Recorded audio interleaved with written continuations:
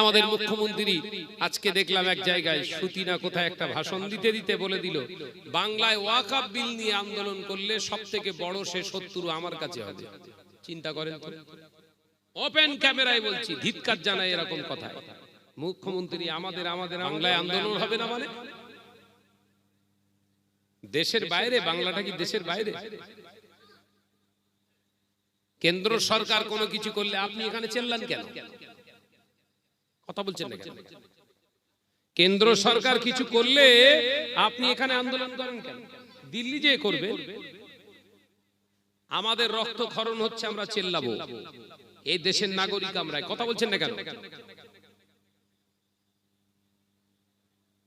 আমাদের বাপ দাদা 14 পুরুষেদের রেখে যাওয়ার সম্পত্তি তুমি হস্তক্ষেপ করবে, আমরা চেল্লাবো না? চালাকি পেয়েছো? এরকম মন মানসিকতা, এরকম চিন্তাতে আমরা ধিক্কার জানাই। আমরা প্রত্যাশা করি না, আশা করি না আপনার কাছ থেকে এরকম কথা। এমনি ওয়াকফ অ্যামেন্ডমেন্ট পাস হয়নি, দুদিন পর তোমার ঘর থেকে তাড়াবে। বাপের ভিটে, পৈতৃক ভিটে থেকে লাফ মেরে মেরে তাড়াবে।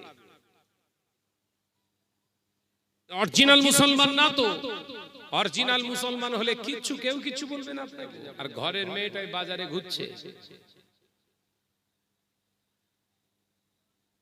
কথা ঠিক না ভুল জোরে বল না রে বাবা। আপনি মাথায় টুপি দিয়ে 5 ওয়াক্ত নামাজ পড়ছেন মসজিদে প্রথম কাতারে, ভাবছেন জান্নাতে চলে যাব। আল্লাহ নবী বললেন, ওই যুবতী মেয়েটা কিয়ামতের দিনে ওই হাজী সাহেব, মাওলানা সাহেব, ওই পীর সাহেব, ওই নামাজি ব্যক্তির বাধা হয়ে দাঁড়াবে।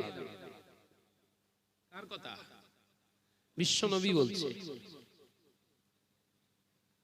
শরিয়াত এই জন্য জানিয়ে দিলেন, ইয়া আইয়ুহাল্লাযীনা আমানু, হে আমার বিশ্বাসী সম্প্রদায় বান্দা, তোমরা শোনো, আমি আল্লাহ বলছি, কু আনফুসাকুম, তুমি নিজেকে আগে বাঁচাও, জাহান্নামের আগুন থেকে নিজেকে বাঁচাও, ওয়া আহলিকুম নারা, এরপরে তোমার কর্তব্য দায়িত্ব হলো তোমার মেয়ে, তোমার মা, তোমার বোন, তোমার বিবি, এই 4 জনকে হেজাবি করে রাখো, জাহান্নামের আগুন থেকে তাদেরকে বাঁচাও। কে বলছে? বলো বলো। আল্লাহ বলছে। আল্লাহর কথা আপনি মানলেন, নামাজ পড়ছেন কিন্তু মেয়েদেরকে হেজাবি করেননি, মার খাবেন না? খাবেন না? আপনি কিছুটা মানলেন। ইয়া আইয়ুহাল্লাযীনা আমানু, হে আমার বিশ্বাসী সম্প্রদায় বান্দাগণেরা, কু আনফুসাকুম, তুমি নিজেকে জাহান্নামের আগুন থেকে বাঁচাও। এরপরে কর্তব্য আল্লাহ কি বললেন? ওয়া আহলিকুম নারা, তার মানে ঘরের যুবতী মেয়েটাকে হেজাবি করো, তাদেরকেও জাহান্নাম থেকে বাঁচাও। ওয়া আহলিকুম নারা, এরপরে তোমার বিবি আছে, তাকে জাহান্নামের আগুন থেকে বাঁচাও। ওয়া আহলিকুম নারা, এরপরে তোমার মা যদি জিন্দা থাকে তাকে জাহান্নামের আগুন থেকে বাঁচাও। ওয়া আহলিকুম নারা, এরপরে তোমার কে যুবতী বোন যদি থাকে তাকেও হেজাবি বানাও, জাহান্নামের আগুন থেকে বাঁচাও। তারা যদি নামাজিনী হেজাবিনী হয়ে যায়, আল্লাহ তোমাদের গোটা ফ্যামিলিটাকে জান্নাতের ভেতরে আল্লাহ অবস্থান করার তৌফিক দেবে। জোরে বলুন সুবহানাল্লাহ। আপনি একা নামাজি হয়ে যাবেন কোথায়? আল্লাহ নবী একা নামাজ পড়েছিলেন। যুবকেরা, ছেলেরা, বাচ্চারা, পর্দানাশীনা মা বোনেরা, আল্লাহ নবী, দয়ার নবী রাহমাতাল লিল আলামিন, হুজুরের 4 কন্যা, আল্লাহ নবীর 1-2 আহলিয়া বিবি নয়, আল্লাহর হুকুমকে মানতে গিয়ে, নারী জাতিকে সম্মান দিতে গিয়ে, নারীর মর্যাদাটাকে অনক্ষুণ্ণ রাখতে গিয়ে আল্লাহ নবী এক এক করে 11 জনকে জীবন সঙ্গিনী বেঁচে ফেললেন। এ নওজওয়ানেরা, যুবকেরা, আমাদের মতো পাকা ঘর নবী ছিল না, আমাদের নবীর বস্তা ভর্তি খানা বাড়িতে ছিল না, আমার নবী নিজের বিবি কন্যাদেরকে দামি দামি পোশাক কিনে দিতে পারেননি। বছরের পর বছর একটা পোশাকেই কাটিয়ে দিয়েছে। আল্লাহ নবীর এক বেলা খাওয়া হতো আর এক বেলা খাওয়া হতো না, অনাহার অবস্থাতে দিন গুজরান করেছে। অভাবের তাড়নায় পৃথিবীর কোন মানুষের কাছে ভিক্ষা চায়নি। ও নজনেরা, মুরব্বিয়ার গণেরা, আমার নবী চারটে কন্যা 11 জন আহালিয়া দেবীকে দিয়ে জীবন ধারণ করেছে। 63 বছরের জিন্দেগিতে একটা সেকেন্ডের জন্য পৃথিবীর কোন বিজ্ঞান প্রমাণ করতে পারবে না আমার নবী ওই টোটাল 15 জন ঘরের মহিলার চেহারার বর্ণনা কিয়ামত হয়ে যাবে। আল্লাহ নবী, দয়ার নবী, রাহমাতাল লিল আলামিনের ঘরের একজন নারীর চেহারা রূপের বর্ণনা কেউ দিতে পারে না। একবার জোরে হবে না? 11 জন আহলিয়া, 4 জন কন্যা, টোটাল কত? 15। বাড়ি কিসে? ছিটে বেড়ার ঘর। কারোর মাজাল নেই। নবীর একটা কন্যার দেখতে কেমন ছিল, হাইট কেমন ছিল, ফর্সা ছিল না কালো ছিল, ক্ষমতা নেই। একজন পুরুষ 15 জন মহিলাকে, 4 জন নিজের কন্যা আর 11 জন আহলিয়াদেরকে এইভাবে পালন করেছে। কিয়ামত হয়ে যাবে, এখনো তাদের বিরুদ্ধে কেউ আঙ্গুল তুলতে পারে না। একবার জোরে বলুন না। আর তোমার এক পিস এলাকা চষে বেড়াচ্ছে। তুমি মুসলমান সাজো, মুসলমান সেজে ঘুরছো, বলবে খাজা গরিবে নওয়াজ মঈনুদ্দিন চিশতি আজমির রহমাতুল্লাহ আলাইহি হুজুর আমার তারাগড় পাহাড়ের পারদেশে নিজের ঘর করেছিলেন। খাজা গরিবে নওয়াজ মঈনুদ্দিন চিশতি আজমির রহমাতুল্লাহ আলাইহিকে তাড়ানোর জন্য পৃথিরাজ চৌহান, অজয়পাল যোগী চেষ্টা করেছিল না করেনি? তাড়াতে পেরেছে? কথা বলে না। তাড়াতে পেরেছে? এখনো সেইখানে আছে। এমন ভাবে আছে জৈন, খ্রিস্টান, বৌদ্ধ, হিন্দু সবাই তাকে সম্মান করে। একবার জোরে বলে। মুসলমান হন, আপনার সম্মান সবাই করবে। 2 নম্বর মাল একটাও পছন্দ করবে না কেউ। কথা বলে না। তুমি সাজো মুসলমান, কর্মে তোমার সঙ্গে মুসলমানত্বের কোনো মিল নেই। 1 নম্বর না 2 নম্বর? বল না রে বাবা। মুসলমান সেজে ঘুরছো, আবার মদ খেয়ে ঘুরছে। মদ, সাদা পানি লাল পানি, কথা বুঝে না।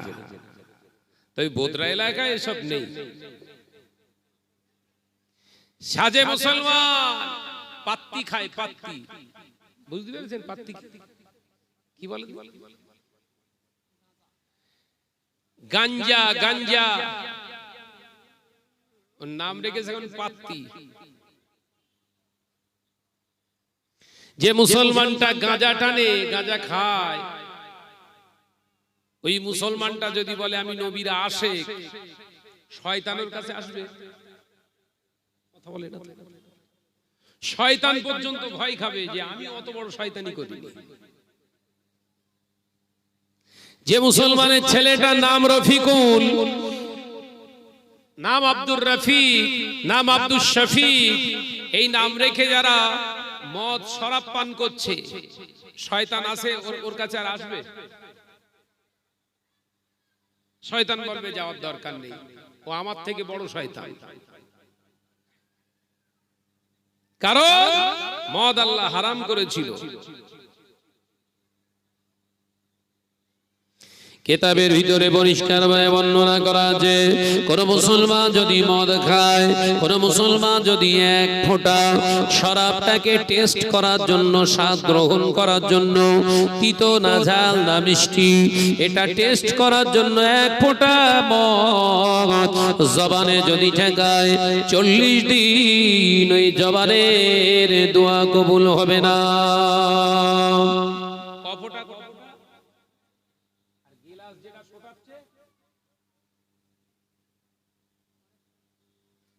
এই গেলাস ধরে যারা মারছে, এদের দোয়া তাহলে কতদিন পর কবুল হবে?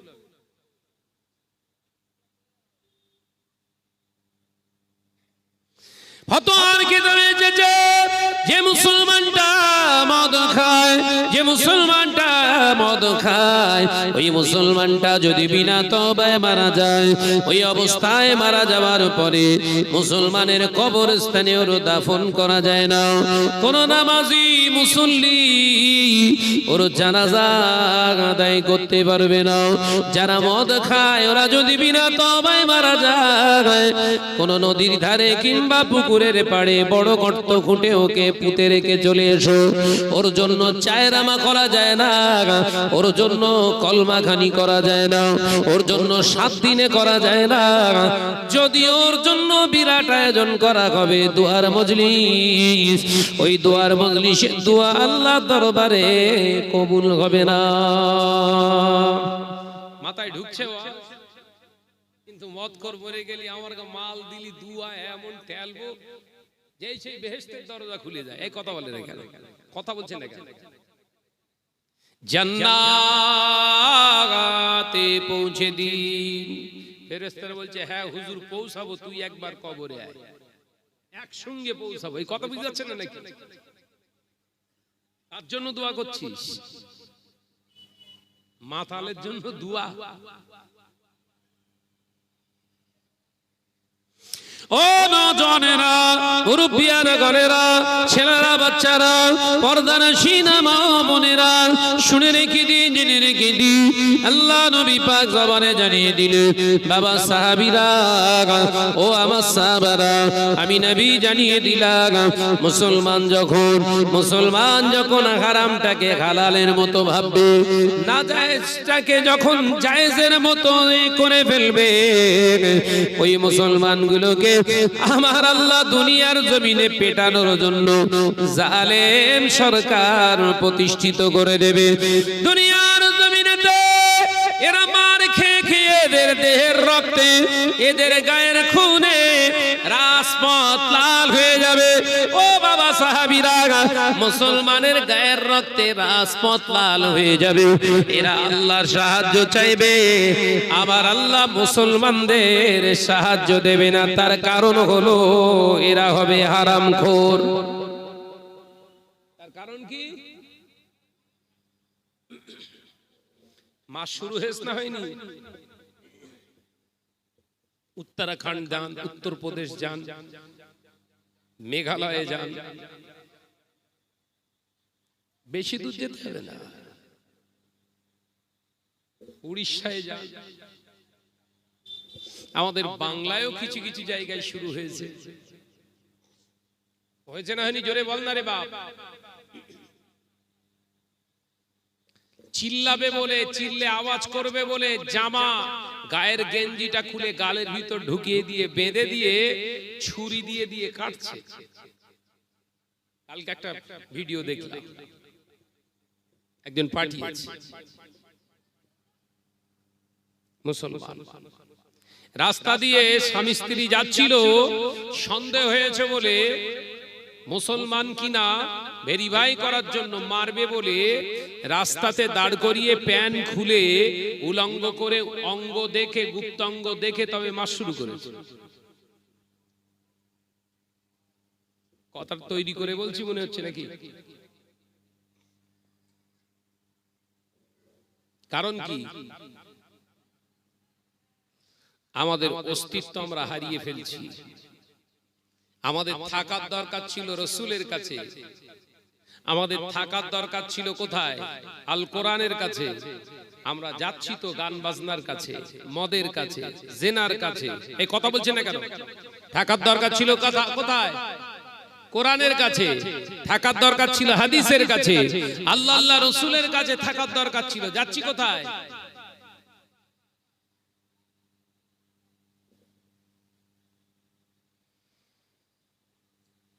সাবধান হন,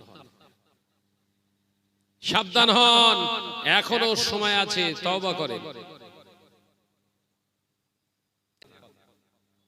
আজকে বাংলার নাগরিক, বাংলার মুসলমান, বাংলার হিন্দু, বাংলার জৈন খ্রিস্টান বাইরের রাজ্যে গিয়ে কাজ করে খেতে পাচ্ছে না, ধরে ধরে সব পিটছে। কেন? অন্যায় কি? বাঙালি তারা। দেখেননি? দেখেননি? কই আপনার ভূমিকা কই? আপনি কি চাইছেন? মোল্লাদেরকে নিয়ে খেলা করতে চাইছেন? মোল্লাদের কিন্তু জ্ঞান ফিরছে, মোল্লাদের জ্ঞান ফিরছে, আগামী দিন বুঝতে পারবেন।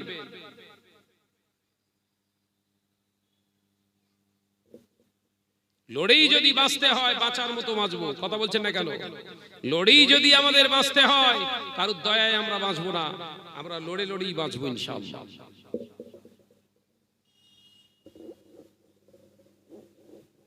আমি অবাক হয়ে গেলাম আজকে বক্তব্যটা শুনে। বাংলার একজন অভিভাবক, আমাদের বাংলার মুখ্যমন্ত্রী, মানে আমাদের তো অভিভাবিকা, কথা বলছেন না কেন? তিনি এমন মন্তব্য করতে পারে?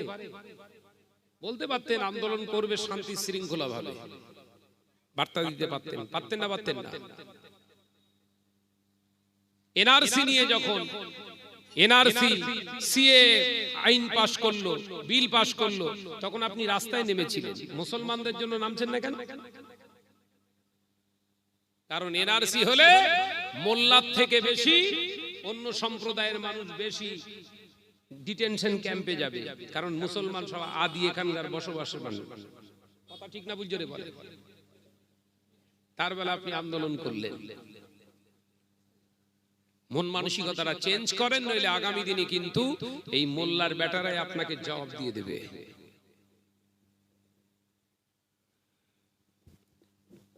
আমি যখন থেকে শুনেছি তখন থেকে মাথা গরম হয়ে আছে আমার। এ কি ধরনের কথাবার্তা? আমরা বাংলার মুসলমান, আমরা ভারতবর্ষের মুসলমান, আমাদের অস্তিত্ব গোটা ভারতবর্ষ জুড়ে আছে, কথা ঠিক না বুঝরে বলেন?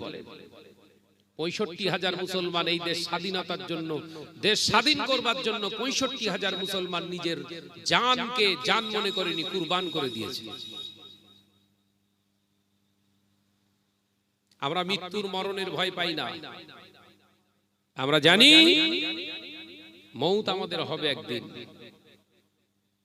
গাজার মুসলমানেরা হাজার হাজার গাজার মুসলমান মরে যাচ্ছে, গাজা ছাড়েনি তারা, একথা ঠিক না বুঝরে বলে? চিন্তার পরিবর্তন করেন। একটা জাতি, একটা কমিউনিটির উপরে জোর করে চাপিয়ে দেওয়া হচ্ছে। কই আপনাদের ধর্মস্থানের কমিটির ভিতরে তো আমাদের তো ঢোকান না, কথা বলছেন না কেন? ভাইদের তো দেবত্ব সম্পত্তি আছে, হিন্দু ভাইদের, সনাতন ভাইদের দেবত্ব সম্পত্তি আছে না নাই? ঠাকুরের সম্পত্তি ওই কমিটির ভিতরে আমাদের আছে, নাম কারুর নাম আছে, আমাদের ভিতরে ঢুকবে কেন? ভারতবর্ষের কনস্টিটিউশন আর্টিকেল 125 125 থেকে 130 ভিতরে, এই আর্টিকেলের ভিতরে পরিষ্কার বলা আছে ভারতবর্ষে যে জাত ধর্মের উপরে, যে জাত ধর্মাবলম্বী নীতি আদর্শ মেনে তারা চলতে পারবে। ভাইজান চলে এসেছেন, তাকবীর দেন, নারে তাকবীর, একটু আওয়াজ দেন না, নারে তাকবীর, আর চিল্লে বলেন নারে তাকবীর।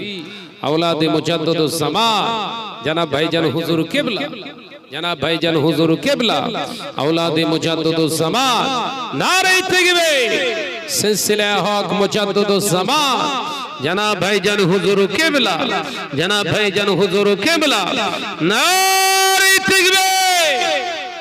মাশাআল্লাহ মাশাআল্লাহ, ভাইজান চলে এসেছে, ঠিক টাইমে আসবে। প্রত্যেকে সচেতন হন, আমাদের আপন কেউ নেই। আমি বহুদিন আগে থেকে এই ভাঙড়ে বলে যাচ্ছি যে আমাদের আপন আমার আল্লাহ, আল্লাহ রাসূল ছাড়া কেউ না। বলেছি না বলিনি? বহুবার বলেছি, এই প্রমাণ হচ্ছে। ভাইরা, আমার নওজওয়ানেরা, যুবকেরা, ছেলেরা, বাচ্চারা, পর্দানশীনা মা ও বোনেরা, আল্লাহর ওলি হযরতে খাজা গরিবে নওয়াজ মাইনুদ্দিন চিশতি আজমি রাহমাতুল্লাহ আলাইহি আল্লাহকে আগে তালাশ করেছিলেন, আল্লাহকে তালাশ করেছিলেন, আমার রাসূলুল্লাহকে তালাশ করেছিলেন। এ বদরার মুসলমানেরা, আল্লাহর ওলি হযরতে খাজা গরিবে নওয়াজ মাইনুদ্দিন চিশতি আজমি রাহমাতুল্লাহ আলাইহি আল্লাহকে জয় করেছিলেন বলে, রাসূলুল্লাহকে জয় করেছিলেন বলে হযরতে খাজা গরিবে নওয়াজের প্রতি মুহূর্তে কথাগুলো আল্লাহর দরবারে পৌঁছে যেত। একবার জোরে হবে না? দোয়া করলেই আল্লাহ কবুল করতেন। আর আমি আপনি দোয়া করে করে পেরেশান হয়ে যাচ্ছি। আল্লাহ ওয়াকাফ অ্যামেন্ড বিল যারা পাশ করেছে আল্লাহ তাদের মনটাকে আপনি এ করে দেন, সে করে দেন। দোয়া করছি না, করি কবুল হচ্ছে। গতকালকে 5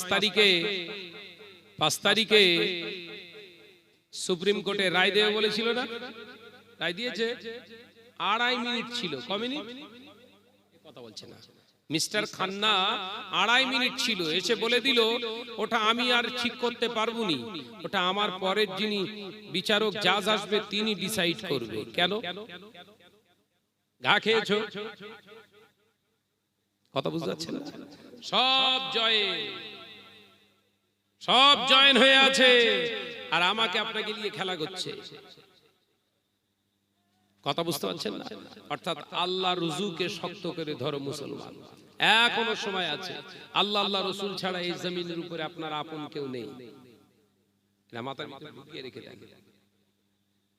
ইসলাম শেখায় কারোর উপরে চড়ে কথা বলার দরকার নেই, কারোর উপরে অ্যাটাক করার দরকার নেই। আল্লাহর সঙ্গে সম্পর্কটা ভালো করুন।